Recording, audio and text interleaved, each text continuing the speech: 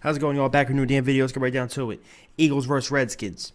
This game, rivalry game once again, the last game of their season. Could be the last of ours unless the Bears do, but they should do. But we'll get to that in just a few minutes. This game, to me, it worries me just a tad, but not too much. Josh Johnson has proved he's pretty solid, but he's not this great quarterback. And, he had that one game, I think, where they beat Jacksonville and he was freaking out, which I was actually happy for the guy because the Redskins were out of contention and the guy's been in the league 8 years or something like that, longer than that, and he got his first win and he competed. And then I'm watching the Redskins versus Titans, and all these analysts talking about Josh Johnson, how he's such a competitor, he has this thing about him and this and that, and I'm not blaming anything on him.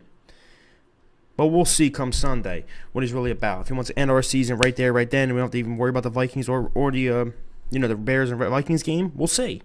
But the thing I am a little worried about, Redskins did release DJ Swearinger, top safety, one of the top-rated safeties in the league this season by Pro Football Focus and many others, okay?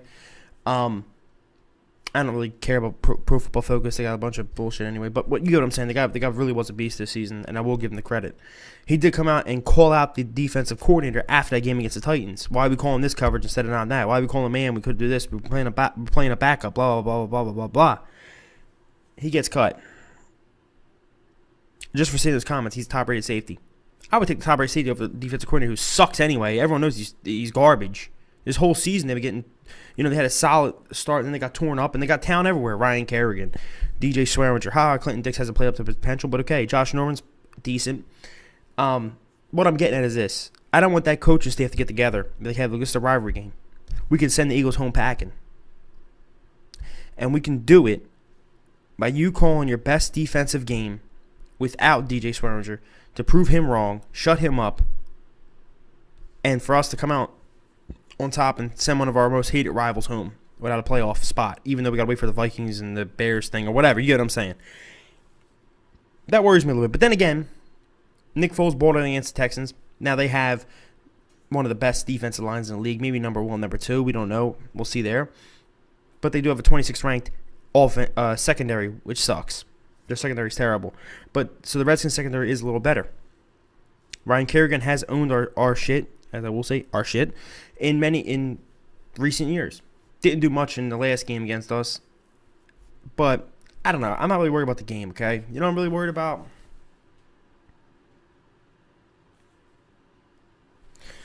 I'm not really worried about the game. I'm more worried about this Bears and Vikings game. I'm hearing so much about it, how the head coach from the Bears wants to play his starters, which we want to see. Because he goes, hey, this is what literally he said. He said something along the lines of, us and the Rams will play at the same time. If I get I'm not going to be looking at the scoreboard of the Rams and 49ers game because I'm so focused on this game. Second of all, I don't even know where I don't even know where the scoreboard or the scores of games are in our stadium. That's what he said. He goes, but if I get a word in my ear that, hey, it's a blowout by halftime, say it's up 28-0, he's going to pull his starters. But in my opinion, there's no offense to the Bears or their head coach, Matt Nagy, who has been doing a great job this year. But that is a loser and a coward mentality. And I'm not just saying this because I want you to, do you get what I'm saying? Because I want you to win for us or whatever the hell, get us in. I'm saying that because you don't know what's going to happen. It could be up 20-0 halftime and blow the lead, and then you take your starters out and you guys lose the game, and then you don't get that first round bye. That's not how it goes around here. Yeah, take a couple starters out. Couple. Leave Trubisky in because I'm not saying he's not a star or he doesn't deserve to be sat, but he's not that great. But he's better than Chase Daniels. Let's put it that way, okay? Chase Daniels will lose you games. That's all I'm going to say. But Mr. Trubisky is a limited quarterback, okay? But certain players should be playing in that game. You want that first round bye, you want to prove the league, you know what? I don't give a damn how they're doing over there. We got to control our game because at the end of the day, we could win this game against the Vikings 14 to just making up a stupid score, like 14-12 or something, and somehow the Rams lose their game. You get where I'm coming at?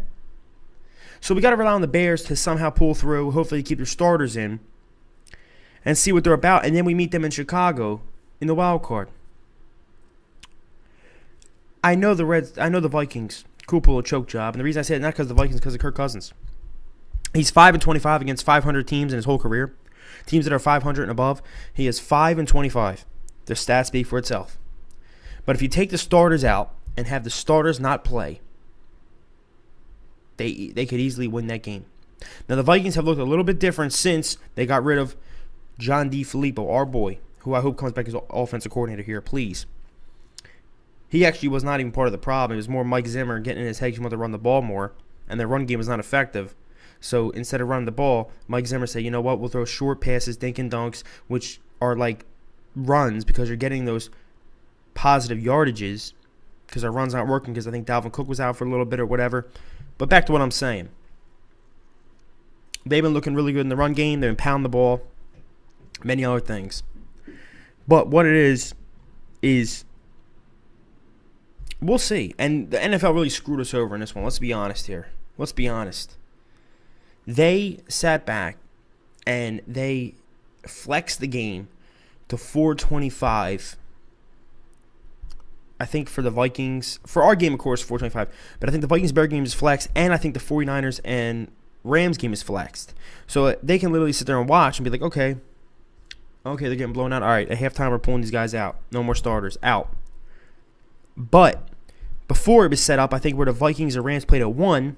Sorry, the Vikings and Bears played at 1, and the Rams and the 49ers played at 425. But they flexed both games. The NFL is trying to do us no favors at all. And you saw it last week against the Texans, even though we won the game, so don't say it's an excuse because we won the game. Then bullshit calls. David Clowney almost snapping Foles' neck off his body. No roughing the passer. A couple other calls are bullshit. And then you go back, I'll go back even to the Cowboys game, which I will bring up once again. The stupid no recovery thing, which I never heard in my life. And all this other stuff. The NFL is trying to not get us in there. And I think it's funny. I think I heard that the guy who was reffing our game against the Cowboys will be reffing the Bears and Vikings game. I think I heard. I can't remember. Was that game or a different game that implicates us getting in the playoffs? I can't remember. But all I'm saying is this. Eagles, we're going to do our job, and we should do our job. And if we don't do our job and we do lose this game, I don't give a damn about Vikings, Rams, any of that. Vikings, Rams, Texans, Vikings, Rams, Bears, 49ers, doesn't matter. We should easily handle this opponent, even though it's a rivalry game and they're always going to be tough. We should easily whoop on that ass once again, and Nick Foles should play even better than Carson did against the Redskins, even though Carson balled out, even though he was hurt. That's all I'm going to say. Go Birds. You know what? Go Birds and go Bears. Bear down, baby. Let's just hope and let's pray.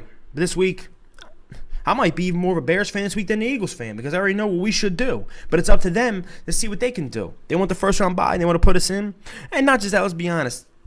If you're a rival with a team, okay, say we're versing the Cowboys or the Redskins or the Giants, and it implicates us knocking them out of the playoffs,